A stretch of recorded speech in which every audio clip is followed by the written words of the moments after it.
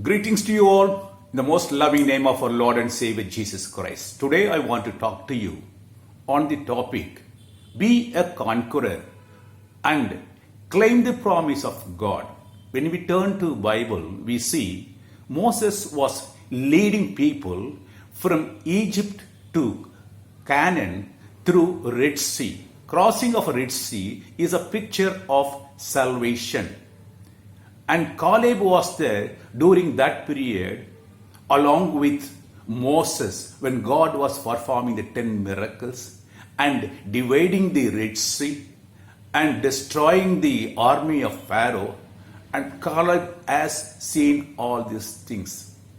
Having crossed the Red Sea, the Israel people did not reach Canaan straight away. 40 years they spent their time in the wilderness. Though God has promised a land of milk and honey, but that was occupied by giants. And the Israelites have to fight with the giants and have the battle with them to conquer the promised land. Whereas these Israelites not willing to fight the giants and not willing to have the battle, but they spent their precious 40 years in the wilderness, and most of them have died in the wilderness. Even today, when we have started our spiritual life after having saved, after having freed from sin and Satan, still most of us are spending our time in the wilderness, not claiming the promise which God has given, the peace, the joy, the love, the fellowship, the power. Most of us are not willing to fight the giants in our lives. Yes, God has promised that a land of milk and honey, but it is not a cakewalk. You have to fight. You have to have a battle with the giants to conquer. Yes, unless we conquer, we cannot claim, we cannot inherit the promised land. My dear friend, today I just want to talk to you the qualities required for conquering and claiming the promises. We see in Bible, Joshua 14 verse 10 says, So here I am, Caleb, 85 years old man. I am still as strong today as the day Moses sent me out. I am just as vigorous to go out to battle now as I was then.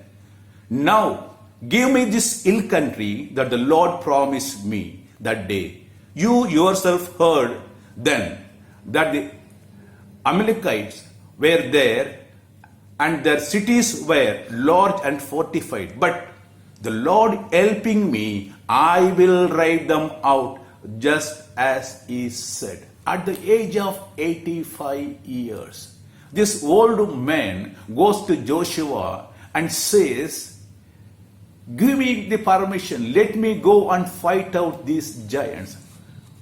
See, when God called Moses, at that time Caleb was 40 years old. He spent 45 years waiting for this opportunity to claim the inheritance. Yes, because of his conquering spirit, God has given him the inheritance. Let us see the qualities of Caleb. The first and foremost quality is Caleb was following God wholeheartedly, commitment. Yes, one needs commitment to conquer. Not simply accepting and following, but all the time, every time, follow God. A full commitment. That's why in Joshua 14 verse 14 says, 8 and 14 says, So Hebron has belonged to Caleb since he followed the Lord, the God of Israel, wholeheartedly. The first thing is he followed God wholeheartedly. So the Hebron become his inheritance. My dear friend, are we following God wholeheartedly, or do we have any reservation? Is God is ruling every part of our life, or are we ruling some part of our life? We must understand, as Paul says, it is not I who live, but God lives in me. We are not of our own. Once we are saved, we are under the umbrella of God. We have to follow God 100% truly without any deviation. But most of us have our own will, our own interest. We follow our thinking, never yielding to God. But Bible says that we have to follow. 1 Corinthians chapter 6 verses 19 to 20 says, do you not know that your bodies are temple of the Holy Spirit who is in you, whom you have received from God? You are not your own. You were bought for a price. Therefore honor God in your bodies. Are we honoring God in our bodies? Is our eye, is our hand, is our leg is right with God? Are we running after the sin of this world? Are you running after the pleasures of this world? Yes, think. We are not our own. We are already bought for a price. God has shed His blood and bought us. We have to follow God fully, wholeheartedly. The history says when Julius Caesar landed in Britain to conquer the Britain, he told his soldiers to stay at the cliff of Dover. So when all these soldiers went up to the cliff of Dover, Julius Caesar told his army people, now you turn back and see towards the sea. So when they turned back and saw their ships which they traveled are under fire. Everything is burnt out. Yes, Julius Caesar ensured that his army will not have any escape route to go back where they came from. Yes, my dear friend, it is a battlefield. Either you fight and win or die. There is no room for escapism. You cannot turn back and run away. We are a conquering people. If we have this spirit of conquering, only we can conquer. Don't always have some buffer at your back, some escape route, so that we can slide back to the life which we came from. Yes, we should not have, Christians should not have any escape route to go back to the old life of sin. Every bridge which we came through should be burnt so that we don't have any opportunity to go back. Double-minded person is always unstable in his life. He cannot conquer. If you are double-minded, you cannot win the race. Bible says in James chapter 4 verse 8, come near to God and He will come near to you. Wash your hands, you sinners, and purify your hearts, you double-minded. Grieve more and wail. Change your laughter to mourning and your joy to gloom. Humble yourself before God and He will lift you up. If God has to lift, we have to humble ourselves. Yes, every part of our body, mind and soul should be completely committed to God. Yes, Caleb had that commitment, followed God wholeheartedly all the time. Yes.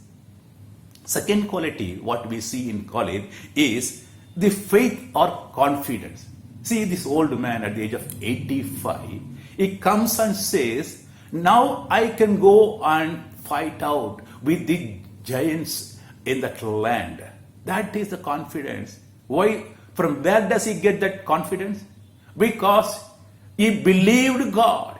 He believed the promise of God. He had so much faith that God will, even at this age of 85, will give the strength to go and fight these giants.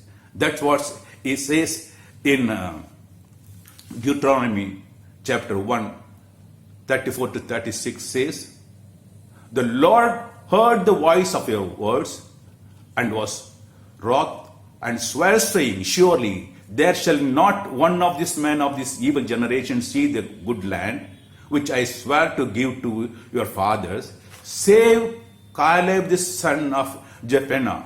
He shall see it. To him will I give the land that he hath trodden upon, and to his children. Yes, God has promised this land to Caleb. So he was holding on to that, and he had full faith on God. How many of us are having that full faith? Faith is not just believing. Faith is not seeing the better position. Faith is not seeing the bright side. Faith is not optimism, but following God's word. Faith is following God's word at all times. Do we have that faith? Do we believe that God can do miracles in our life? Once George Muller was traveling to Quebec for a meeting. As he was proceeding in the ship got stuck in the middle of the sea, and the captain of the sea stopped the engine. Then George Muller went and asked him, why you have stopped the engine? Why the ship is not proceeding? I have to go to Quebec. Then he said, sir, you see, everywhere snow. And it's covered with snow now. We cannot move an inch. I cannot start the engine unless the snow gives way for us. Then George Muller said, yes, now you start the engine. I'm going to pray. Then the captain said, sir, it is not possible. It may take days for the snow to melt and go away. But you say to me to start, it is not possible. Then George Muller said, no, tell your people to start the engine. I'm going for a prayer. Another 5 minutes, you will be starting this ship. So George Muller went and prayed to God. God, as you promised me and asked me to go to Quebec for a meeting, I am proceeding. Please make way. Thank you, Lord Jesus. That's all the prayer he made. Immediately, the snow melted, and everywhere the environment was clean. The captain was surprised and started the engine. Do we have that faith in our prayers? Or we pray hoping that something may come. God may listen. No, our God is a listening God. Our God is a resurrected God with the power to do the miracle. Even today, if you believe that God can do miracle, then only you can be a conqueror. If you don't believe in the power of a God, you don't believe in the miracle of a God, if you don't believe that God promised He will do it, then you cannot conquer. Hold on. What God promised, He will bring it to happen. Yes, my dear friend. Our God is a God of promise, and He is a God who does what He has promised. And Caleb had a full faith, 85 years old, still following God, wholeheartedly without any shake in his faith. Yes. Faith is more than saying. We can say we have faith, but it's not just saying alone. Hebrew chapter 11 verse 1 says, now faith is the confidence in what we hope for and assurance about what we do not see. Yes, what we don't see, we still believe it. It's not simply saying, but doing it. Hebrew chapter verse 11:6 says, without faith it is impossible to please God, because anyone who comes to him must believe that he exists and he rewards those who earnestly seek him. Yes, we have to believe that God will reward those who seek him. With that faith only we have to pray. If we have doubt, doubt is condemned. That's what Bible says. Romans chapter 14 verse 23 says, whosoever has doubts is condemned.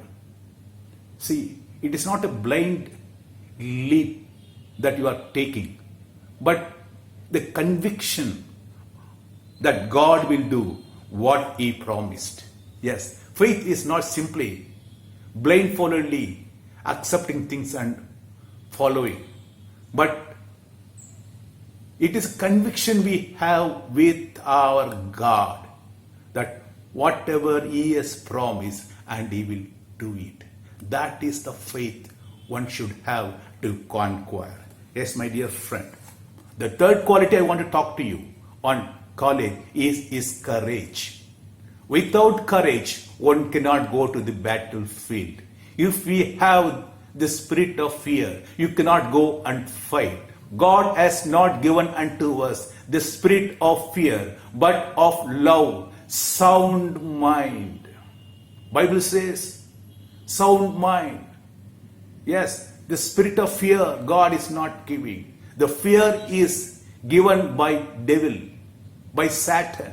But God wants us to be courageous. If we are courageous, then only we can go and stand in the battlefield and fight the giants. Here, Caleb has to face the giants. He says, let me go at the age of 85 and fight these giants who are in the promised land.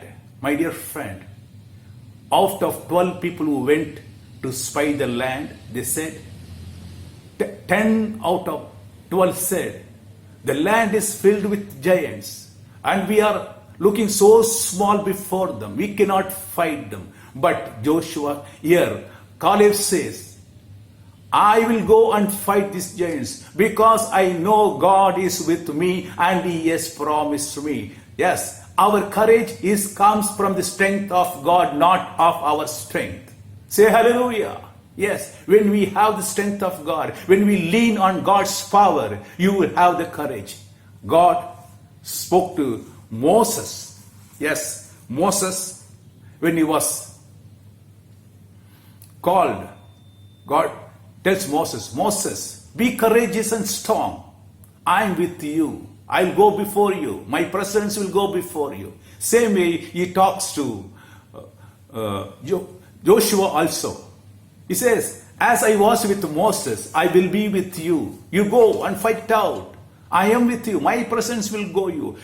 My presence will safeguard you. My presence will give you protection. And I will lead the battle. Say hallelujah. Yes, our courage should come from God. Our strength is from God. Bible says, Ephesians chapter 3 verses 20. Now to him who is able to do exceedingly abundantly above all that we ask or think, according to the power that works in us. Yes, our God will do exceedingly more than what we ask for. Our God is our strength. We have to overcome our gray hair. Don't get scared that you are old. Now you don't have strength. No, it is your strength. You don't look at it. Look at the God's strength. Don't look at the giants, but look at God. At the age of 85, Caleb says, I will go and fight it out. His age did not matter to him, my dear friend. His weakness did not matter to him. Yes, when we believe in our God, our weakness we should not come before us. God's strength only should stand before us. Say hallelujah. That is the courage.